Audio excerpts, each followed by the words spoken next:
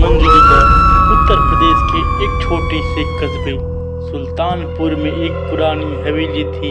ठाकुर हवेली। कई सालों से बंद पड़ी इस हवेली को लोग मंजुलिका की हवेली कहते थे। कोई इसके पास नहीं जाता था।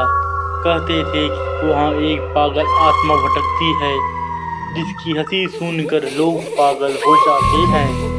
वर्षों बाद शहर से एक अमीर व्यवसायी राघव शुक्ला ने वो हवेली खरीद ली। उनका इरादा था उसे रेस्ट हाउस में बदलने का। उसके साथ थे उनका बेटा आरव, बहू तन्वी और छोटा भाई अभिषेक। गांव वालों ने दी चेतावनी, उस हवेली को मत छेड़ो, मंजुलिका आज भी वहाँ कैद है। राघव हंसते हुए बोला, भूत कुछ नहीं होता। शाम के 6 बजे परिवार हवेली में दाखिल हुआ। दरवाजा खोलते ही तेज हवा का झोंका आया। सब कुछ धूल से ढका हुआ था, मगर हवेली की दीवारों पर एक चीज सबसे अजीब थी। हर कमरे में एक लड़की की पेंटिंग थी। बड़ी बड़ी आंखें, झुकी हुई जुल्फी और माथे पर लाल बिंदी।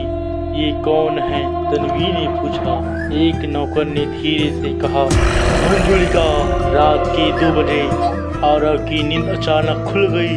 उसे लगा किसी ने धीरे से उसका नाम पुकारा। उसने चारों ओर देखा लेकिन कोई नहीं था। तभी खिड़की अपने आप खुल गई और हल्की सी औरत की हंसी गूंज उठी, ठीक वैसी जैसे पागल खाने में सुनी जाती है। सुबह होते ही हवेली के कुत्ते मरे हुए पाए गए। सभी के गले कटे हुए थे। अभिषेक ने गांव के पुजारी बाबा विश्वनाथ से सच्चाई जाननी चाहिए। बाबा बोले, मंजुलिका इस हवेली के पुराने जमाने की एक अदाकारा थी, बेहद सुंदर और साथ ही बहुत जुनूनी।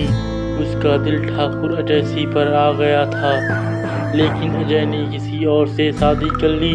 मंजुलिका ने अंधविश्वास और काले जादू का सहारा लिया। शादी के दिन उसने दुल्हन की जगह खुद को सजाया, खुद को अजय के सामने पेश किया। अजय ने उसे अपमानित कर हवेली के तहखाने में बंद करवा दिया। 3 दिन भूखी प्यासी रही और चौथे दिन उसने खुद को फांसी लगा ली। मरने से पहले बोली, मैं लौटूंगी, इस हवेली की हर खुशी को निगल जाऊंगी।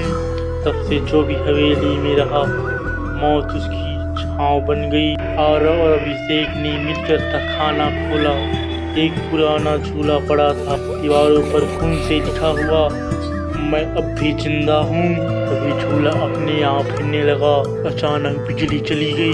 झूले पर बैठी दिखी वही पेंटिंग वाली औरत, चेहरा जला हुआ, आंखों से खून टपकता और एक गूंजती आवाज, तुमने मेरा जीना है, अब मैं तुम्हारा लहू लूंगी। रात होते ही हवेली में अजीब घटनाएं होने लगी।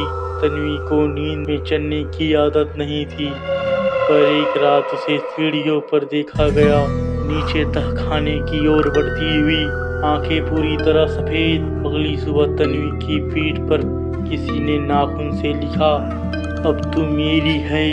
अभिषेक जो हर घटना को कैमरे में रिकॉर्ड कर रहा था, लीला गायब हो गया। उसका कैमरा तहखाने में मिला।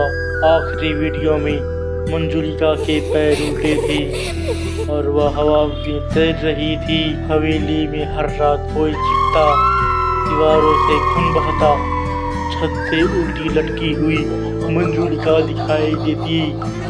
राघव शुक्ला को हार्ट अटैक आ गया।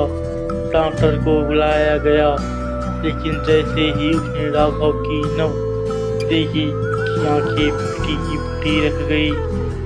राघव की आंखों के अंदर मंजुलिका की तस्वीर थी। अब बचे थे सिर्फ आरा और तन्वी। वे पहुंचे बाबा विश्वनाथ के पास। बाबा ने बताया कि मंजुलिका की आत्मा को तभी शांति मिलेगी जब उसकी अधूरी विदाई पूरी की जाए। उसे लाल चोड़ी में दुल्हन की तरह सजाकर, गंगा जल से स्नान करवाकर अग्नि के सामने अंतिम संस्कार किया जाए। लेकिन एक शर्त थी, वो आत्मा खुद आएगी और किसी एक को अपने साथ ले जाएगी। आरव और तन्वी ने मंजुलिका की ट्रेस खोज निकाली। लाल साड़ी, पायल, चूड़ियाँ, सब वही जो उसकी अधूरी शादी के लिए थी। रात के 12 बजे हवेली के आंगन पर अग्निकुंड सजाया गया। मंत्रोच्चारण शुरू हुआ।